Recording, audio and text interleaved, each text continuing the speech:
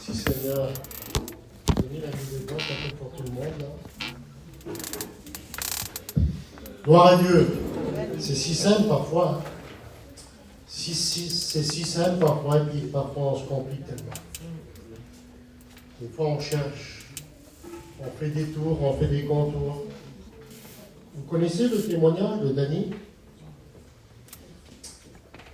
Aujourd'hui, il est diacre de l'église de Langon. Et ce garçon, il a été élevé dans les choses de Dieu. Ses parents étaient chrétiens depuis de longues années. Et un jour, ce garçon, il a fait... Ça arrive, ça, hein, parfois. Hein. Parfois, on fait des demi-tours dans une vie. Et ce jeune garçon, il a fait une réflexion un jour, dans son cœur. Il a dit, est-ce que c'est bien vrai? Est-ce que c'est la vérité? Est-ce que ce que mes parents m'ont apporté depuis tout jeune? J'ai grandi dans les choses de Dieu. Puis mes parents, est-ce que c'est la vérité qu'ils m'ont apporté? Est-ce que c'est comme ça? Est-ce que c'est réellement comme ça? Alors ce jeune garçon, vous savez qu'est-ce qu'il a fait? Il était jeune à l'époque. Il a dit, je veux voir si c'est vrai. Et donc de Langon, il est parti en Espagne. Pas très loin, hein? Il est parti en Espagne, il a voulu chercher Dieu en Espagne. Il a dit dans son témoignage, il dit aujourd'hui, il a dit, j'ai été en Espagne, je ne l'ai pas trouvé. Alors il a été plus loin, il a été au Portugal. Il a été jusqu'aux extrémités là-bas, jusqu'en dans les pays lointains. Il a essayé de chercher Dieu. Il a essayé de chercher Dieu, comme ce cantique-là. Il a essayé de chercher Dieu dans la religion. Il a essayé de tout, essayer de voir et de comprendre. Un garçon intelligent en plus. Il a essayé de voir, de comprendre, d'analyser. Il a cherché, il a fait une bonne partie du monde. Jusqu'au Tibet, il a été voir. Jusqu'à voir chez les bouddhistes là-bas, pour voir si c'était la vérité. Donc il s'est intéressé.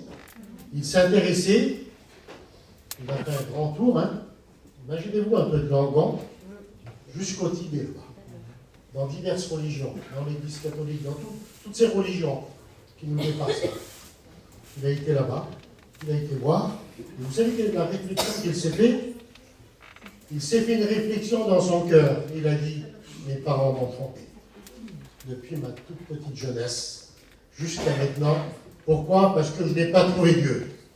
Dieu n'existe pas. Voilà sa réflexion. Donc, vous savez ce qu'il a dit? Il a dit, je retourne chez moi. Je retourne à Langon. Et donc il est retourné chez lui. Il s'est renfermé dans sa chambre. Et il semblait que c'était une colère en lui. Ce n'est pas le sujet de la prédication, je ne sais pas pourquoi je dis ça. Et c'était une colère qui était en lui. Il a dit, mes parents m'ont trompé. Puis il avait une déception dans son cœur. Et il a dit, aujourd'hui, je me donne la mort. Je vais me suicider. Il a pris une arme. Et il a voulu se suicider dans sa chambre. Et là, son téléphone a sonné. Parce que le hasard n'existe pas avec Dieu. Gloire à Dieu. Le hasard n'existe pas avec Dieu. Son téléphone a sonné, il a décroché. Et c'était le pasteur de l'église de Langon. Il lui a dit, Dany, ne fais pas ce que tu veux faire. Il ne savait pas, lui. Hein. Il était à quelques kilomètres de chez lui. Mais le Seigneur a parlé à son serviteur. C'était terminé pour Dany, hein, c'était fini. Il allait se donner la mort. Là. Il lui a dit, Dany, ne fais pas ce que tu fais. Parce que ce n'est pas bien ce que tu fais. Et si tu fais ce que tu veux faire là, tu vas aller en enfer pour l'éternité. Car Dieu existe. Et Dieu m'a prévenu. Gloire à Dieu. Dieu est vivant. Vous savez qu'est-ce qu'il a fait, Dany? Il a tombé dans sa chambre. Il est tombé à genoux. Il a demandé pardon à Dieu.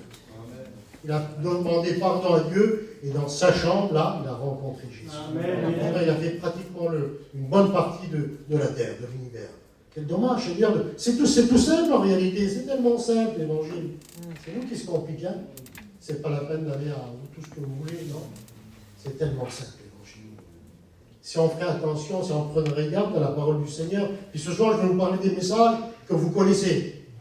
Des passages qu'on connaît, qu'on a grandi comme cela. Les choses simples de la vie. Mais les choses simples de la vie, c'est les meilleures. Gloire à Dieu. Alors, sur ces quelques paroles là que je dis là, je concours les francs. Parce que c'est pas moi qui bénis. Hein. Ce n'est pas les serviteurs qui bénissent. C'est Jésus qui bénit. Amen. Gloire à Dieu. Je vais demander à Jérôme qu'il puisse nous présenter. Dieu, c'est vrai que tu es vivant, puissant et grand. Une louange et d'adoration. Cette soirée, c'est toi qui es le chemin, la vérité, la vie. Prends la direction de ces instants, ce moment, Seigneur, afin de toucher les vies, les cœurs de ceux qui ne te connaissent pas encore, de ceux, Seigneur, qui doutent de toi, Seigneur, parle à travers l'ail. Démontre encore ta puissance, ta fidélité, ton amour, Seigneur. Parce parce que nous savons et nous croyons ta grâce. Merci, Maître. Amen. Amen. À toi la gloire. Gloire à Dieu, merci Seigneur. Ce soir, je vais vous parler de la guérison. Oui, c'est pas du tout le même thème. Hein. Hier, on était à La Réunion, et puis nous avons été richement bénis, à Brive, là.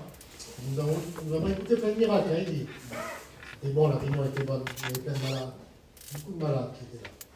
J'ai fait un peu le calcul, et puis je regardais, je ne sais pas combien de personnes il y avait. Il y avait au moins 100 personnes, il dit, hein, qui sont venus voir. Hein. Puis le serviteur qui était là, il leur posait la question. Puis j'ai fait un petit programme dans mon cerveau, là. Je dis, Seigneur, c'est pas possible. Puis je fais en parler avec ma compagne aujourd'hui, je lui disais. Et puis le garçon leur demandait, aux malades, là, tu as besoin de guérison, tu es malade, tu souffres. Puis la majorité des personnes, vous savez qu'est-ce qu'ils disaient? Je lui dis, Seigneur, c'est pas possible. Donc c'est grave, mon Dieu, c'est grave. Je vous dis, il y avait une centaine de personnes qui sont venues pour se faire prier pour eux là. Et la majorité des personnes qui venaient devant, le garçon leur posait la question là. Vous savez de quoi ils souffraient? Des mal dans les os, de l'arthrite, du mal dans les os, et puis aussi ils souffraient dans la tête, de l'angoisse. La majorité des personnes, peut-être plus de 80% de la majorité qui sont venues, sur les 100 personnes, là, ils souffraient de cela. Des douleurs dans les os, de l'arthrite, là, de cela, et puis dans leur tête, dans leurs pensées. Des mauvaises pensées, des vilaines pensées, des gens qui n'arrivent plus à dormir. Je disais, Seigneur, c'est pas possible, combien de personnes qui sont atteintes de ces maladies-là. Puis on va le voir dans la parole du Seigneur, là, que Jésus n'a pas changé. Hier, l'homme l'a dit, hein, j'en suis sûr, moi, parce que c'est vrai, nous prêchons la parole du Seigneur. L'homme a dit, il y a des personnes qui ont été guéries. Gloire à Dieu. Nous l'avons écouté, Edith l'a témoigné aussi, qu'il y a des personnes qui ont été guéries, que David a été guéri. Puis l'homme aussi a pris des exemples des personnes qui ont été guéries. Donc nous voyons et nous savons que Jésus n'a pas changé. Gloire à Dieu. Et j'en suis sûr que ce soir, il y en a des personnes là, qui sont fait prier pour eux hier. Puis peut-être tout à l'heure encore, on va encore prier pour les personnes qui souffrent. Mais croyons-le que Jésus guérit. Amen. Alléluia. Merci Seigneur.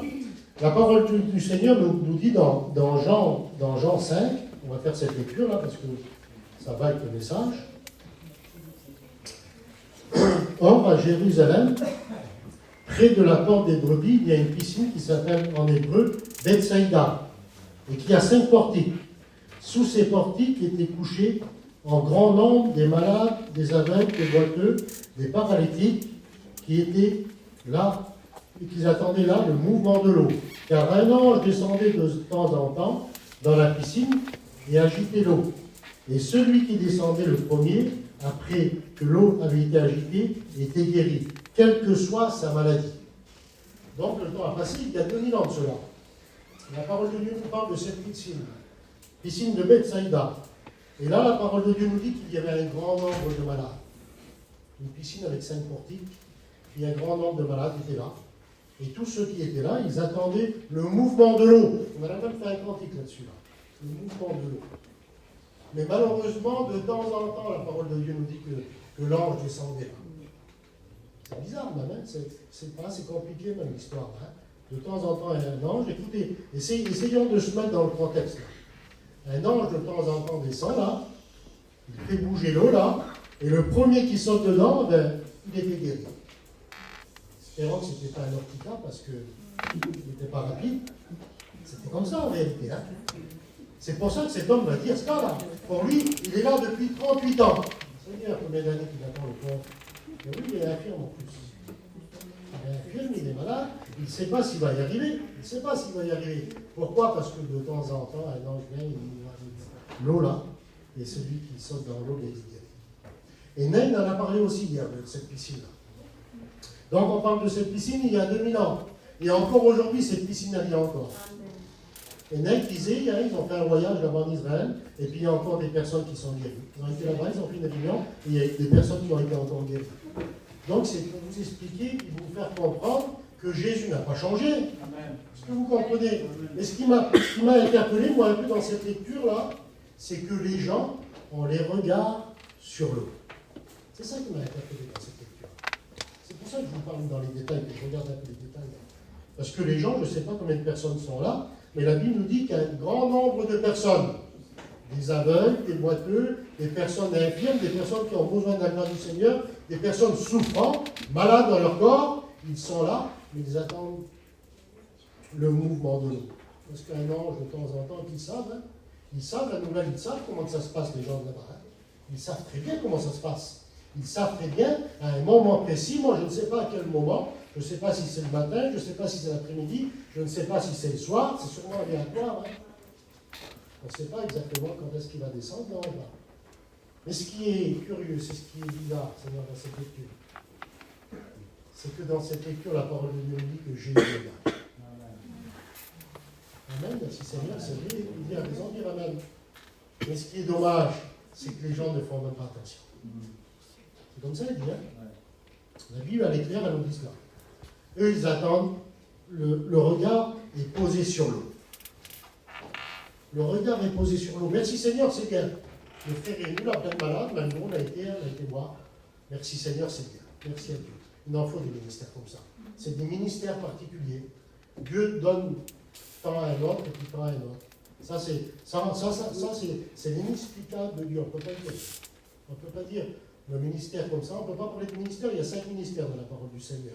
Et puis ça, le ministère est donné par Dieu. Donc merci Seigneur, le garçon il fait des centaines de kilomètres, il y a des milliers de guérisons. Merci Seigneur. Merci à Dieu. Dieu se sert de son serviteur et que Dieu le bénisse encore, ce frère. Parce que c'est vrai qu'il y a du succès dans ces réunions parce qu'il y a plein de malades qui sont guéris.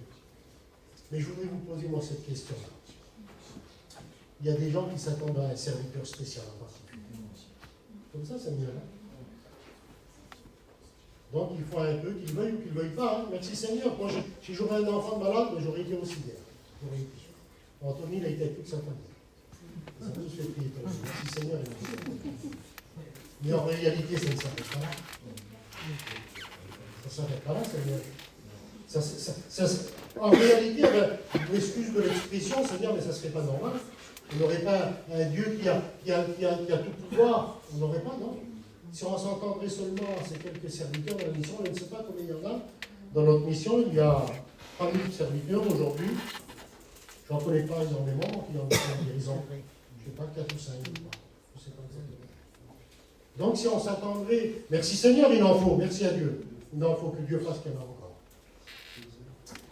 Et ce que je veux vous dire, donc ces gens de l'époque, ils s'attendaient au mouvement de l'eau. Parce qu'un ange, de temps en temps, donc un serviteur, de temps en temps, il va venir là. Il y a des années qu'il a pas eu un serviteur ici avec le plan de guérison. Il y a des années. Donc qu'est-ce que vous comprenez ce soir? Nous avons le meilleur. Amen. Donc les gens de l'époque, ils s'attendaient au mouvement de l'eau là, mais ils avaient le meilleur en réalité, ils avaient Jésus avec eux. C'est grave, hein, Gershon, hein? C'est pour ça que cet homme-là, il parle, Jésus il parle avec lui là, et puis il lui dit, mais comment que ça se fait que tu n'es pas guéri? Voilà, mais moi en réalité, ce que le Seigneur veut lui dire, comment que ça se fait que tu n'es pas guéri? Il y a longtemps que tu es là, mais il y a 38 ans que je suis là. Et puis si le Seigneur ne l'aurait pas guéri, peut-être qu'il aurait entendu encore 38 ans de plus. Que c'était compliqué. C'était difficile. Mais Jésus va lui dire un mot en réalité. C'est ce qu'il veut dire. C'est ce qu'il veut lui dire, Jésus. Tu t'attends au mouvement de l'eau là, mais tu ne sais pas que c'est moi le meilleur. Tu ne sais pas que c'est moi qui tiens la clé de la bénédiction. Tu ne sais pas que c'est moi qui a la clé de la guérison. Tu ne sais pas que le Maître est ici ce soir et il te demande et il veut te guérir. Merci Seigneur, est-ce que vous comprenez ce soir? Merci à Dieu, tu as été hier là-bas, en ayant dans ton cœur la foi d'être guéri. Merci Seigneur, merci à Dieu. Mais ce soir aussi, il peut le faire. Gloire à Dieu. Vanessa l'a dit. Merci Seigneur, et puis je remercie Dieu parce qu'elle confirme mon message. Dieu l'a guéri. Dieu l'a guéri, Dieu le fera encore. Amen. On connaît le pouvoir de Jésus. Amen. On sait que Jésus est capable de guérir, de fortifier, et que tu es peut-être venu avec ta maladie ce soir, là, tu peux repartir guéri. Gloire à Dieu, on le sait, parce que nous servons le Seigneur qui est vivant ce soir. Gloire à Dieu. Alors cet homme est là, tout tremblant sur moi, et Jésus va lui dire cela, et tu as le meilleur. Moi, je suis capable, je suis plus puissant que l'ange. L'ange, il descend de temps en temps, mais moi, je n'ai pas de temps. Gloire à Dieu, c'est bon ça, hein? L'ange, il vient de temps en temps, il guérit là, à un moment précis, mais moi, je n'ai pas de temps, parce que le temps n'existe pas. Je suis hors du temps. Gloire à Dieu. Merci Seigneur, merci à Dieu. 1 Samuel 17, que le Dieu d'Israël exauce la prière. Alléluia. La prière du juste a une grande efficacité. Alléluia. La prière du juste a une grande efficacité. Un jour, il y avait un homme. Et cet homme, vous trouvez son histoire dans Marc 10, 46. Cet homme, il s'appelle Bartimée, tout le monde le connaît. Hein. Cet homme aussi, il était bien malheureux. La Bible nous dit que cet homme était mendiant et aveugle. Mendiant et aveugle. Bartimée l'aveugle. On connaît son histoire, hein? Vous savez qu'est-ce que ça veut dire, son nom? Fils honoré ou hautement honoré. Fils honoré ou hautement honoré. Mais laissez-moi vous dire qu'aux yeux des gens, il n'était pas honoré. Au contraire, il était méprisable. Il était méprisable. Cet homme était mendiant et aveugle. Il ne voyait pas, mais il entendait.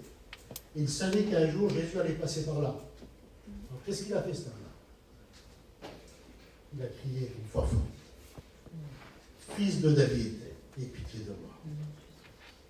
Vous savez qu'est-ce qu'il faisait, les gens, à l'époque? Il le faisait taire. Il le faisait taire. Sûrement, avec leur langage de l'époque, ils lui disaient, bon, Bartimée, tu es un mendiant, tu es aveugle, tu n'as pas le droit, toi, de te présenter devant le maître. Mais vous savez qu'est-ce qu'il a fait, cet homme, lui? Il n'a pas écouté les ragots, hein. Qu'est-ce qu'il a fait? Il a crié encore plus fort. Amen. Fils de David, aie pitié de moi. Gloire à Dieu. Amen. Il l'a pris par la foi. Pourquoi? Parce qu'il savait que Jésus allait passer par là. Il l'a saisi par la foi. Gloire à Dieu. Amen. Il faut le saisir par la foi, qu'il est au milieu de nous ce soir. Gloire à Dieu. Amen.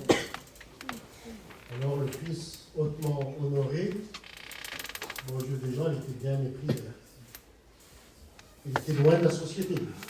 Rejeté de tout le monde. Rejeté de tout le monde, mais pas rejeté de Dieu. Gloire à Dieu. Rejeté de tout le monde, mais pas rejeté de Jésus. Alléluia. Fils de David, aie pitié de moi. Qu'est-ce que Jésus a fait? Il ne va pas s'arrêter, lui. Hein? Si les gens crient autour de lui, il dit non, calme-toi, arrête-toi, n'importe où pas le mettre. Qu'est-ce que Jésus fait? Il dit emmenez-moi là. Emmenez-moi là.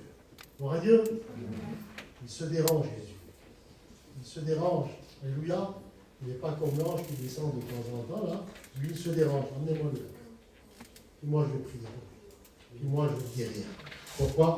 Parce que Jésus est vivant. Alléluia. Alors moi, je ne sais pas si tu as besoin de guérison ce soir, mais je sais quelque chose. La Bible nous dit dans Jean 4,10, Jésus lui dit à cette femme-là, Jésus lui dit, si tu connaîtrais le don de Dieu.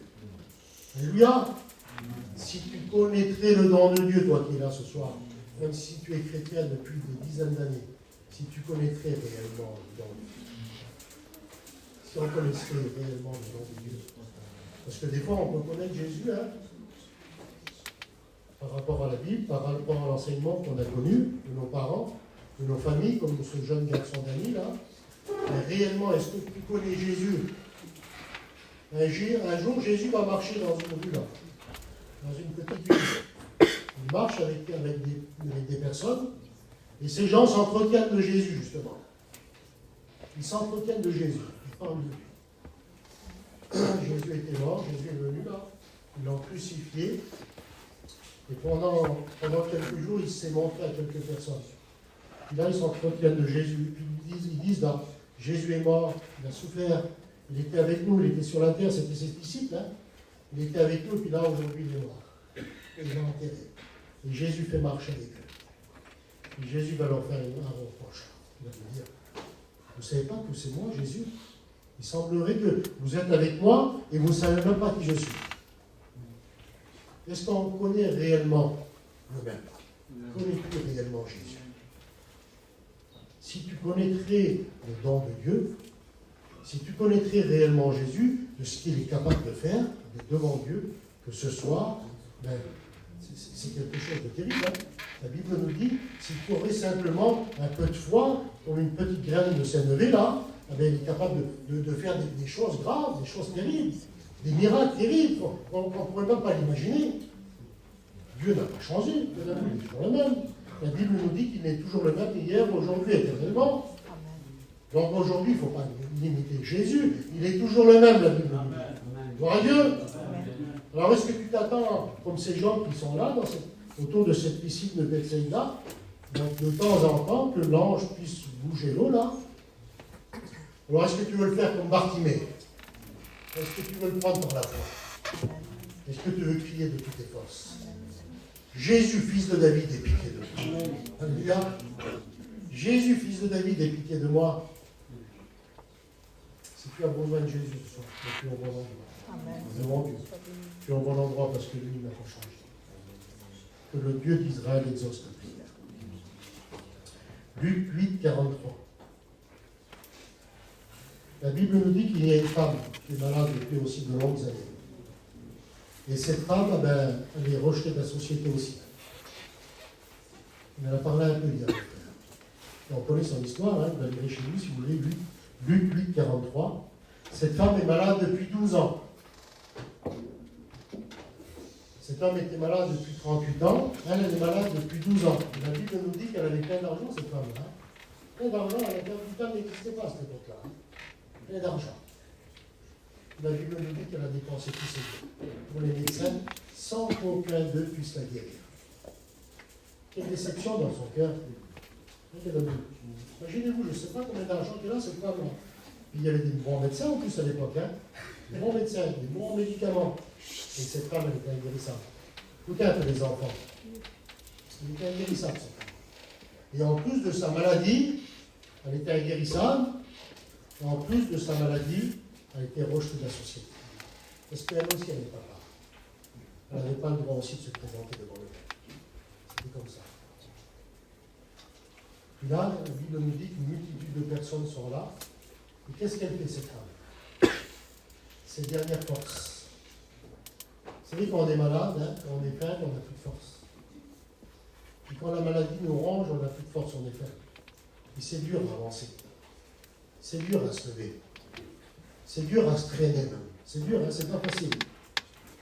Un jour, j'écoutais un frère témoigner, il disait, il était tellement malade qu'au lever du lit, pour poser son pied par terre, il fallait qu'il prenne 80 cachets. Imaginez-moi. 80 cachets pour qu'il puisse poser le pied par terre. Autrement, il ne pouvait plus marcher. Tellement qu'il était malade. Qu'il était atteint par une maladie qui le rongeait au plus haut degré. Ce que vous ne pouvez pas imaginer. Alors cette femme n'a plus de force. Elle n'a plus de force, elle a abandonné tout le monde la rejette. Tout le monde lui dit aussi, non, n'importe, tu n'es pas le maître, toi aussi. Tu n'as pas le droit de t'approcher de lui. La Bible nous dit qu'elle va le prendre par la foi. Qu'est-ce qu'elle va faire? La Bible nous dit qu'elle va faire quelque chose de formidable. Elle va toucher le pan de sa robe. Gloire à Dieu. Elle touche le pan de sa robe. La Bible nous dit qu'au même instant, elle fut guérie. Alléluia. Donc cette femme, elle connaît la loi, hein, elle connaît la Bible. Hein. Elle connaît la parole du Seigneur. Elle sait qu'en touchant le pan de sa robe, là, il va se passer quelque chose. Elle sait très bien que le miracle va s'accomplir. Elle le sait, hein, devant Dieu. Elle le prend par le texte littéral. Matthieu 14, 36. Ils leur prièrent de leur permettre seulement de toucher le bord de son vêtement, et tous ceux qui touchaient le bord de son vêtement furent guéris. Gloire à Dieu. Donc elle connaît la parole du Seigneur, cette femme. Vous connaissez la parole de Dieu, on connaît la parole du Seigneur ce soir. On sait qu'en touchant le bord de son vêtement, on le sait très bien, qu'en s'approchant de Jésus, le malade peut être guéri. On l'a vu, hein. On l'a vu dans nos foyers, on l'a vu dans nos familles, on l'a vu dans notre corps aussi, hein. Moi aussi, j'ai vu la guérison. Devant Dieu, je l'ai vu. Puis vous aussi qui êtes là. Hein. On connaît le miracle. On sait ce que le Seigneur est capable de faire. On connaît la puissance de Dieu. On le sait qu'il n'a pas changé. Si le monde change, si les religions changent, tout change aujourd'hui. Le pape veut faire une nouvelle vie. Même les religions changent. Et lui, la parole de Dieu nous dit qu'il ne change pas. Alléluia. Que sa bouche dise, on va l'accomplir. Alléluia. Merci Seigneur. Quelle beauté, Seigneur, la parole du Seigneur. On va lire un dernier passage et puis après on va appeler les malades. Et prenez-le par la foi ce soir. Hein. Moi je sais, devant Dieu. Hein. J'en ai la certitude dans mon cœur que si tu crois, ben, tu verras la gloire de Dieu. C'est simple, hein. C'est tout simple la parole du Seigneur. Mais il faut le prendre au littéral, au sens littéral. Tu veux être béni, tu veux être guéri ce soir, Prends-le par la foi. Amen. Au nom de Jésus, prends-le par la foi. Isaïe 53, on connaît, hein? C'est tellement beau. C'est dans l'Ancien Testament. Qui a cru à ce qui nous était annoncé? Qui a cru? Qui est-ce qui a cru ce soir? Qui est-ce qui a cru à ce qui nous a été annoncé? Qui est-ce qui a cru? C'est tellement simple, la parole de Dieu. Qui a cru à ce qui nous était annoncé? Qui a reconnu le bras de l'Éternel? Il s'est levé devant lui comme une faible plante, comme un rejeton qui sort d'une terre desséchée. Il n'avait ni beauté ni éclat pour attirer nos regards. Et son aspect n'avait rien pour nous plaire. Méprisé, abandonné des hommes, homme de douleur et habitué à la souffrance, semblable à celui dont on détourne le visage. Nous l'avons dédaigné, nous n'avons fait de lui aucun cas. Cependant, ce sont nos souffrances qu'il a portées. C'est de nos douleurs qu'il s'est chargé. Et nous l'avons considéré comme puni, frappé de Dieu et humilié. Mais il a été blessé pour nos péchés, brisé pour nos iniquités. Le châtiment qui nous donne la paix est tombé sur lui. Et c'est par ses meurtrissures que nous sommes guéris. Qui a cru à ce qui nous a été annoncé? Est-ce que tu as cru à ce qui t'a été annoncé depuis toutes ces années? Nicole l'a dit. On passe des moments durs, des moments compliqués. Vous l'avez écouté comme moi. Hein? Aujourd'hui, c'est dur de dormir. C'est compliqué. Parce que là, ça cogite. Hein? On pense qu'il y a tellement de soucis, tellement de problèmes. Je vous dis, la majorité des soucis, hier, sur les 100 personnes, là, c'était ça. Le manque de paix, le manque de joie, le manque de satisfaction, ce manque de paix, cette oppression qui vient sur nous là. Cette oppression qui est là, et quand elle est là, c'est dur, c'est compliqué. Puis parfois, on a même mal de mort. Les mêmes symptômes comment ça s'appelle, que la crise cardiaque. Les mêmes symptômes, exactement pareil. Vous avez qu'à parler à un docteur. Les mêmes symptômes, exactement pareil. L'angoisse, l'oppression, c'est exactement pareil que... Comment ça s'appelle ça? Que l'infarctus. Exactement pareil. Aucune différence. On n'arrive pas à dissocier. L'infarctus et l'oppression. Tellement que le corps aujourd'hui souffre. Tellement que le corps est fatigué. On est fatigué. Moi, je vous dis de la part du Seigneur, je suis fatigué aujourd'hui. C'est compliqué. Il y a tellement de soucis, tellement de problèmes. Puis on doit s'occuper de ceci, de cela. Puis que des mauvaises nouvelles. Que des mauvaises nouvelles. Le téléphone, il brûle. Hein, il disait l'autre jour, il a raison, c'est vrai. On est sur des groupes de pasteurs, ils brûlent le téléphone. Devant Dieu, c'est grave, tout ce qui se passe. Toutes ces requêtes de prière.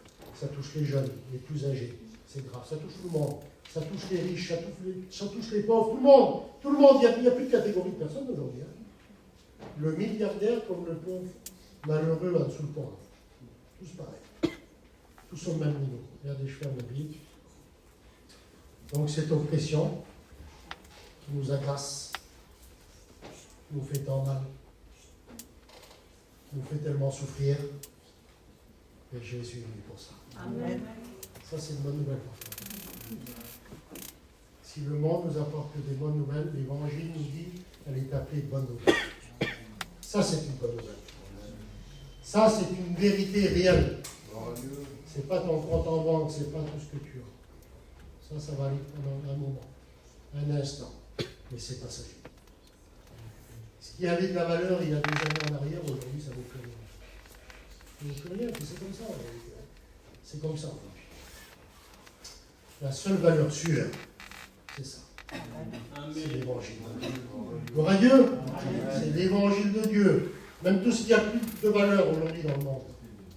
Je disais ça à Eddie là. Puis je termine avec ça, mais c'est pour vous dire, pour vous faire comprendre. Normalement, aujourd'hui, je devrais être milliardaire. Je l'ai dit à Eddie l'autre jour. Seigneur, il se régalait. Je devrais être milliardaire aujourd'hui. Je termine avec ça, mais c'est juste pour vous faire comprendre que la richesse de ce monde, ça passe pas. Salomon, il ne sera pas plus riche que lui. Hein. Pas plus riche que lui. Jusqu'à aujourd'hui. Le temps a passé. C'était en 2009. En 2009. En 2009, il est sorti quelque chose d'un peu spécial. Il est sorti de la monnaie virtuelle. La monnaie virtuelle sur Internet, là, le Bitcoin. À l'époque, vous savez qu'on avait valé 1 centime d'euro. 1 centime d'euro. Et je le savais, moi. Et j'ai voulu l'en prendre. Je ne sais pas pourquoi. Il n'y avait rien de malhonnête là-dedans, hein, devant Dieu. C'était à la portée de tout le monde. C'est dans la bourse, aujourd'hui, là. Il n'y avait pas besoin d'investir des centaines de millions, des dizaines de millions. Simplement 100 euros ou 50 euros, 10 euros, comme vous voulez. 1 centime d'euro. Vous savez aujourd'hui combien il vaut là? Avant-hier, il était à 66 000 euros l'unité. Aujourd'hui, je crois qu'il est autour de 60 ou 62 000 euros, parce que descend, baisse. Donc imaginez-vous si on aurait investi 100 euros, les pronostics nous disent aujourd'hui 130 milliards d'euros. Ça va. Quand même, hein.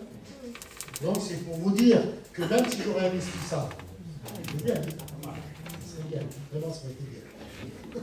Même avec toute cette richesse, avec toutes ces choses, c'est vrai que c'est formidable, mais ça dépasse notre imagination, ça dépasse mon imagination. J'ai dit, il dit, combien que ça fait? Il dit, je n'avais pas raconté moi. Si j'aurais investi en 2009 100 euros, aujourd'hui je serais à la tête de 50 milliards d'euros. Moi j'ai des voix avec 100 euros seulement. Ah ben demain, cette monnaie virtuelle, vous savez qu'est-ce qu'elle peut faire? Elle peut s'effondrer. Il y a des personnes qui ont perdu la vie. Ils ont investi, ils croyaient que c'était toujours le sommet, là, ils ont investi quand il était très cher, 40 ou 50 000 euros d'unité. Aujourd'hui, il s'est effondré il y a quelques années en arrière, là. Les gens, vous savez ce qu'ils sont fait? Ils sont suicidés. Donc c'est quelque chose du virtuel, c'est quelque chose qui n'est pas vrai en réalité. C'est vrai qu'il y a beaucoup de valeur, c'est quelque chose qui nous dépasse à beaucoup de valeur, mais avec le temps, on s'aperçoit que la valeur même virtuelle de tout ce que vous voulez, mais ça ne vaut rien du tout. Amen. La seule valeur, la vraie valeur, c'est Jésus. Alléluia. C'est pas la peine d'attendre l'ange qui vient de temps en temps, là, il fait bouger l'eau, et puis celui qui rentre dans l'eau, là, c'est lui, il est guéri. Non, on a plus que cela. Vous comprenez ce soir? On a plus que l'ange, là. On a Jésus de Nazareth, le Fils du Dieu vivant. Alléluia. Jésus de Nazareth, le Fils du Dieu vivant, celui qui ne change pas. Celui qui est au-delà de tout ce que nous pensons. Tout ce que le monde peut nous donner. Et tout cela. Mais c'est rien à côté. C'est Job qui va dire ça. Hein? Job 21, 24. 20, 24. Fais de l'Éternel tes délices. Il te donnera ce que ton cœur désire. Jette l'or d'Ophir parmi les cailloux des torrents et lui sera ton or, ton argent. Tu le prieras, qu'est-ce qu'il fera? Et il t'exaucera. Mon Dieu, quelle valeur sûre. Quelle valeur sûre, Jésus. Alléluia. Pour rien au monde, c'est la main de Dieu. Pour rien au monde, c'est la main de Dieu. Il y a des anciens parmi nous qui le suivent depuis de longues années. Et c'est vrai qu'aujourd'hui, ce n'est pas facile. Ils sont peut-être fatigués. Puis je l'ai déjà écouté ça, puis je l'écouterai encore demain. C'est vrai que c'est dur. C'est difficile. Et peut-être aujourd'hui, tu souffres dans ton corps. Hein, parce que vous savez, hein, entre vous et moi, hein, le corps ne supportera pas tout le temps. On est fait de chair et de sang. Mais le corps, il ne peut pas supporter. Il ne peut pas supporter trop longtemps la souffrance. Hein.